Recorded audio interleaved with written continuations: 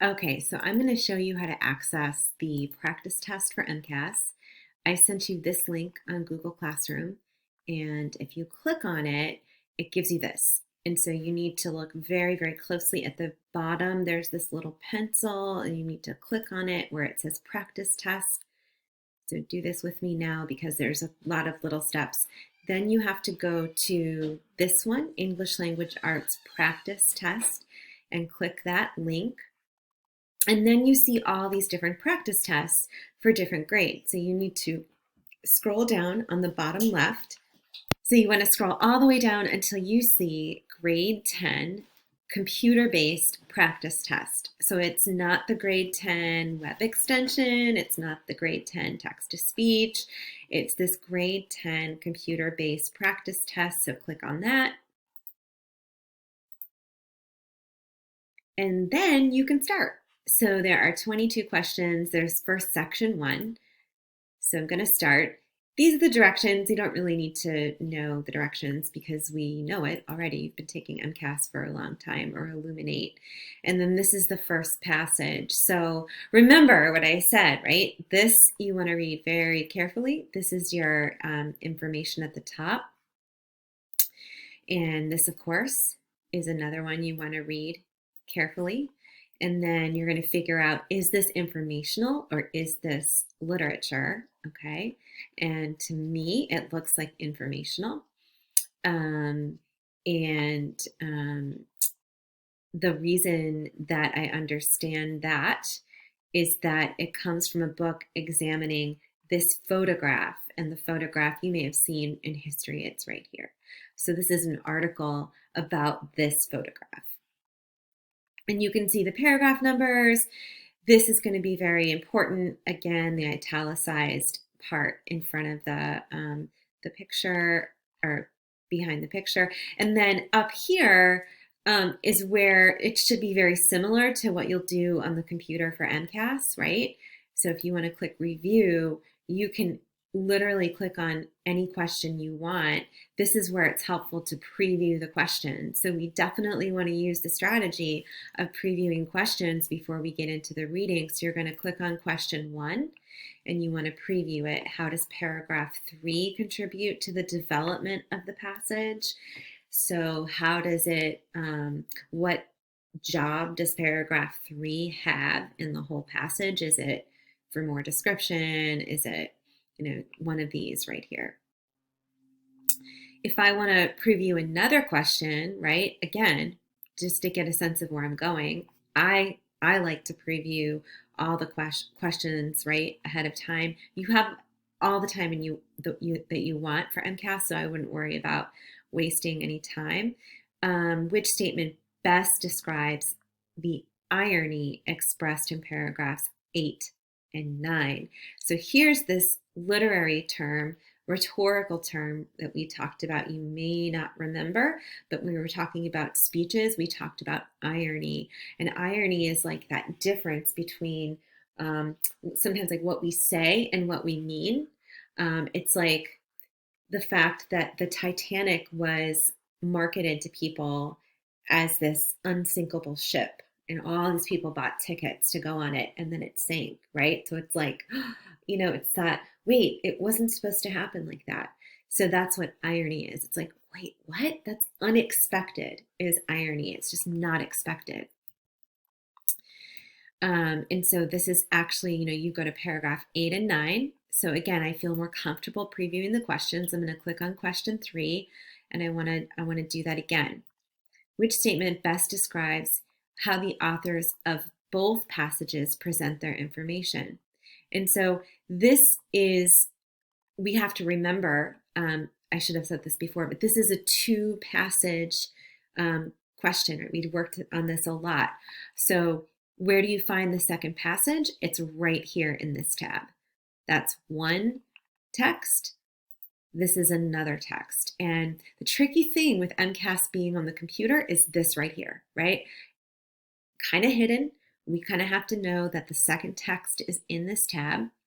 So again, let's get the lay of the land. The first text is called Snapping I'm just going to say snapping a photo, right? Because icon, if we don't know what iconic means, we can think about icon, right?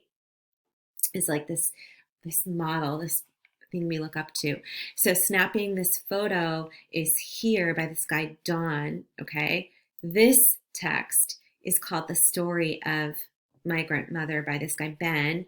And this is the, it's just a different text. So remember, with two text passages, right, we want to answer the questions that deal with just the first text. We want to get those questions first. So as I'm skimming here, this is both texts. Okay. Let's see if question 4 is both. Both texts, right? I'm going to go to review. I'm going to go to question 5. Okay, both texts.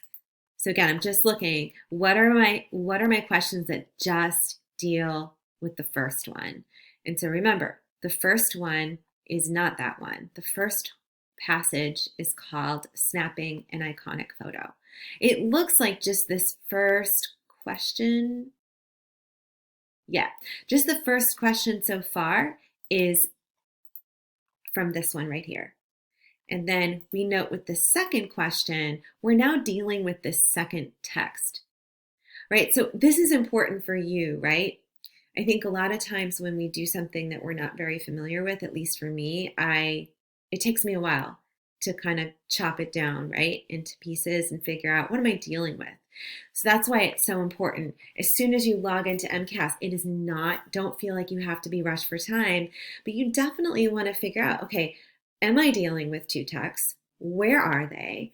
What kind of texts are they? And then let's preview the questions first, right? That's the smart way to go about this. You can always bookmark a question for review. So if you answer a question and you're not really sure if it's the right answer, you can bookmark it. I will say this, the first answer you come up with is usually the right one. And when people second guess themselves and go back and change it, they choose the wrong one. I also want to tell you about this arrow here. This is when you expand it, right, to make the question bigger. And here's where you expand to make the text bigger. And this is where you can read. I like this because then you have the actual question and answer side by side with your text, and then you can just scroll the text. Let's see what else is on here that we need to know. Notepad, if you want to leave a note for yourself, you should be able to highlight. Oh, this is the answer. Okay, this is the answer eliminator. So I like this because of PO, process of elimination, right? If you click on this X and make it shaded, if you don't think it's A, if you don't think it's B, right? That I like, because then I'm a visual person, so you can visually cross that out. All right, you can also see that you're in session 1, and there's 22 total questions, and you're on 2, right? And that will help. You can actually go to the end of the section, right? Now, it's possible that on test day, they'll say, okay, you now have to finish the end of the section. If you're not done, tell your proctor and really advocate and say, I'm not done with this section, and see what they say. I mean, I will proctor for, so in Miss Crowley, so just tell us. 22, so this means that there are 22 questions that are not answered yet. Obviously, I haven't done that. And then these are my bookmarks. And then finally, we have these arrows up here. This just basically gets you through the questions a different way than the review, okay? All right, so take this practice test. It is a full-length practice test from 2019. So I'm going to just kind of show you. So trash, the 2 texts on trash that we've been practicing with in class, they're on this. If you'd like, just put your questions in, or the answers in, from our work for the past week in class from trash into here. You can just input them or leave them blank, right? And then once you get to the very end of the practice test, then take a screenshot of it. Okay. This here will give you just the overview of question 1.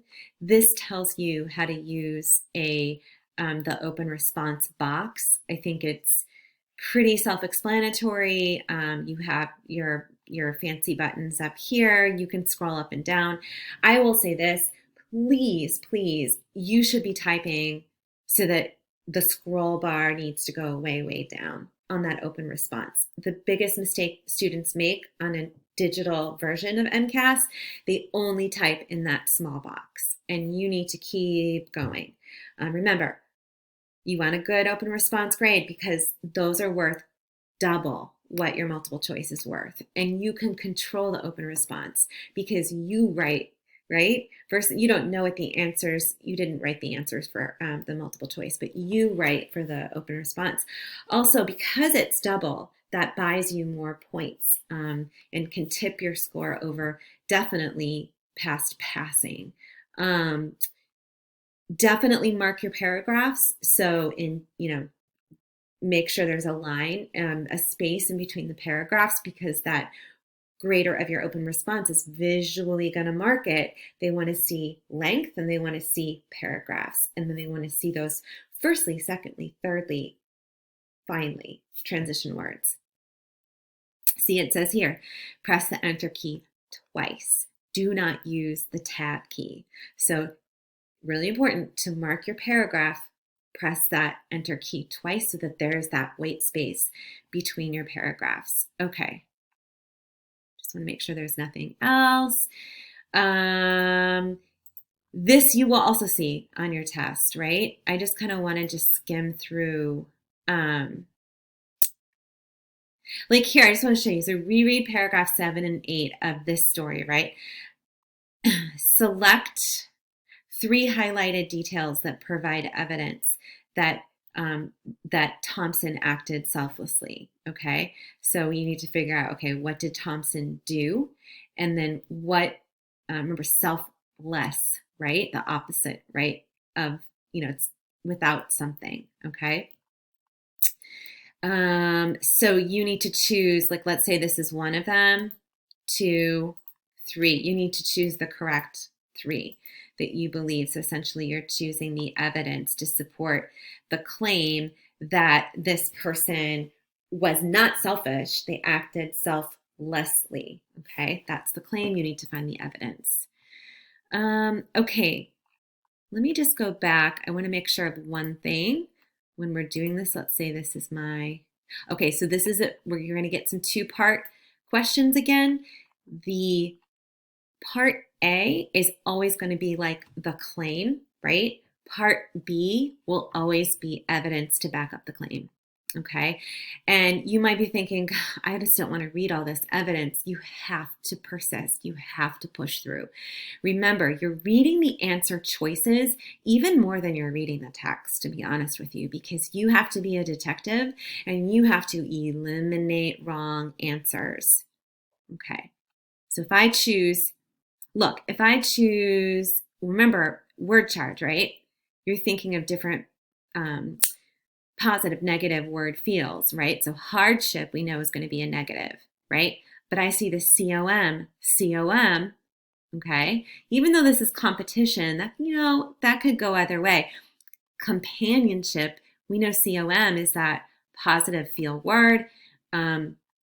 Heritage, we might not know, right? So the strategy is to code what you can for those positive and negative feel words and choose the one that matches best.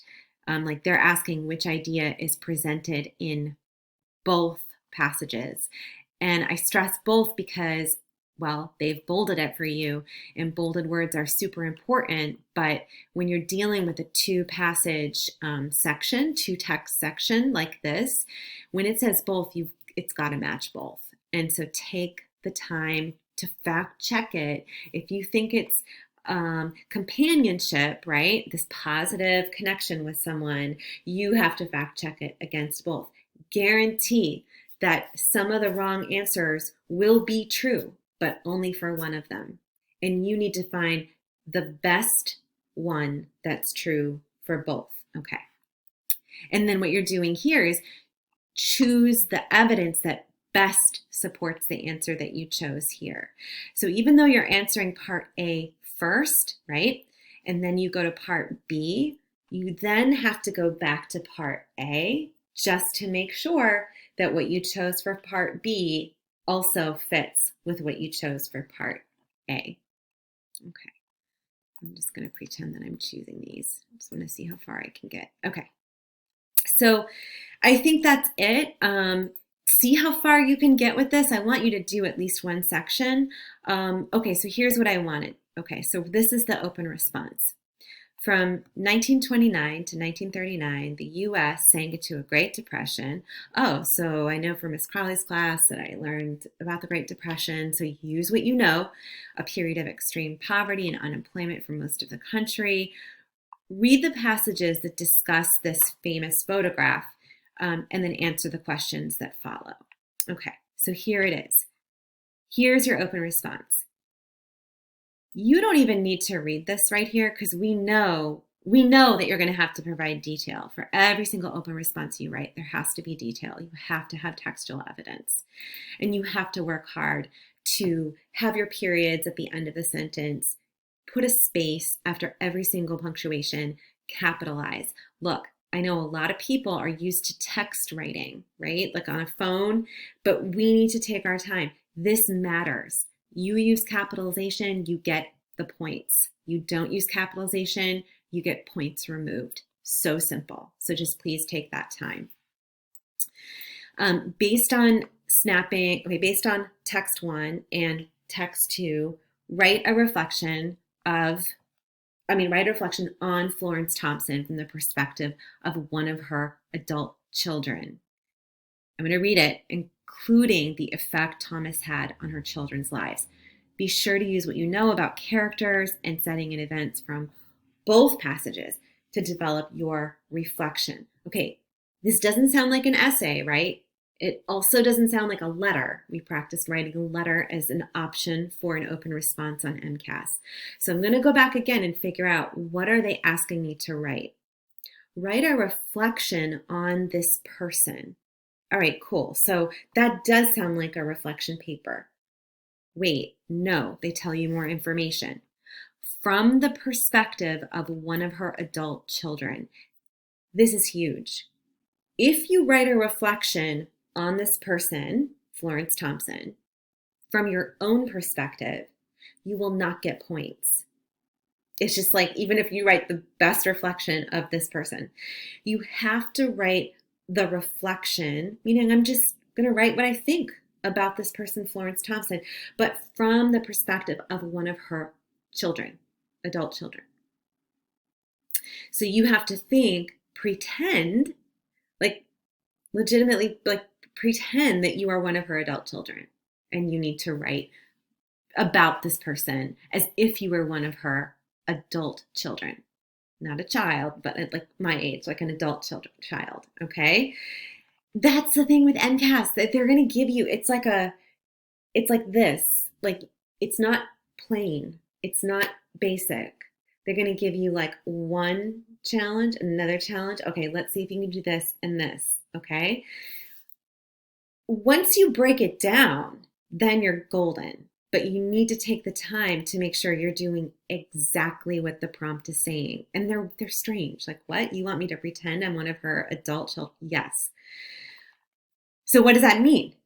If you get an open response that asks you to write from the perspective of a character, or from a perspective of, in this case, an imaginary, one of her adult children, you need to use I. You need to use the pronoun I, first person. So I would say, my mom, Florence Thompson, was one of the most blah, blah, blah, blah, blah, blah. She blah, blah, blah, blah. She sacrificed. She did, so, but look my mom. So you have to use the first person because you're pretending that you're one of this woman's adult children. And this is so confusing, but you have to do exactly what you're told. So it's first person. If it tells you write a letter to so-and-so, from this story. Again, first person, you have to use I and pretend that you're that person. So here it's my mom, I felt like she was, right? But you're basing it off of two of the texts. If you only pull evidence to support your reflection about your mom, this person, right? If you're only pulling that from one text, you're not going to get full credit. So this is easy once you chop it up, right? Chop up the directions, chop up what you have to do. Because look, it says, be sure what you know about the characters, the setting, and the events from both passages.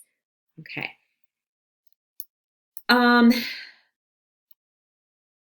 The tricky thing too, I'm going to say this and it might confuse you, but just hold tight with me.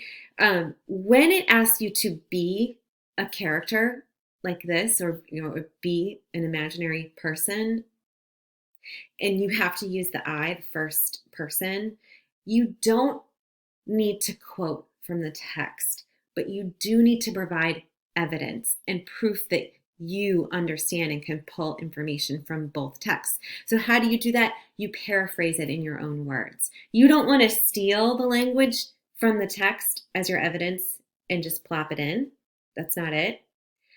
You want to put the events from the stories and the specific details from the stories in your own words.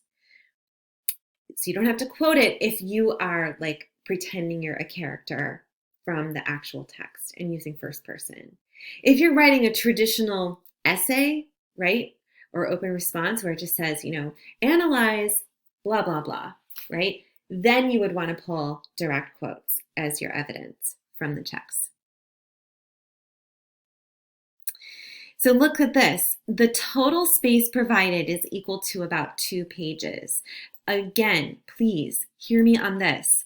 If I just write this little space here to the end of this little box, not enough. So 3 to 4 paragraphs, right? 3 paragraphs, please. Okay. Let me know if you have questions. I could go on about this all day, but I won't. I hope this helps. Thank you.